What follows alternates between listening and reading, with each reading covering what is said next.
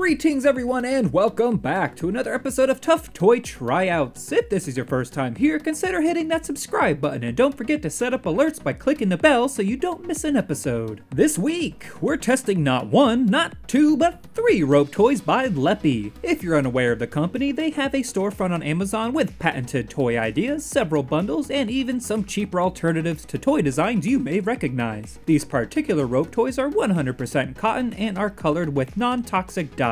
If you're familiar with the channel, you'll know that Story absolutely loves rope toys and they don't last very long. But hopefully having 3 to go through will mean more bang for the buck. So now that we know what toys we're testing this week, let's toss and roll these things on over to Story to see how they last after a week's heavy abuse.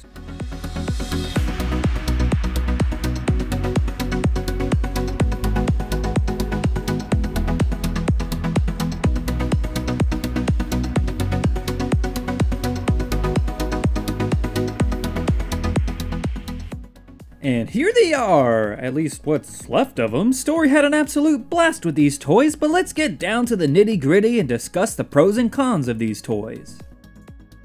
Starting off with their strengths, these LEPPI rope toys are pretty high quality. They lasted as long as the other rope toys we've tested, but the big surprise is that the bone-shaped version performed the best, albeit it doesn't look bone-shaped anymore. The way the rope was braided made Story undo each layer individually, and she hasn't made it halfway down yet. The braiding reminds me of those plastic keychains we used to make when we were kids. Each toy has its own usefulness, which makes the set worth getting as opposed to individually. The rope ball was great for fetch and even had a little bounce to it. The triple knotted rope was a fantastic toy for tug, as was the bone. And though I can't guarantee that they clean Story's teeth, it can't hurt to floss those bad boys. Getting into the weaknesses, let's start with the obvious, which is the shedding. Rope toys are going to shed, and boy did these shed. The worst culprit would have to be the triple knotted one. After just a few hours, the first knot was gone, and this thing left strands everywhere. Luckily, a quick pass with the vacuum got most of it up in no time. The other 2 didn't shed as much, and when it did, they tended to stay in large clumps, which made cleaning up easier.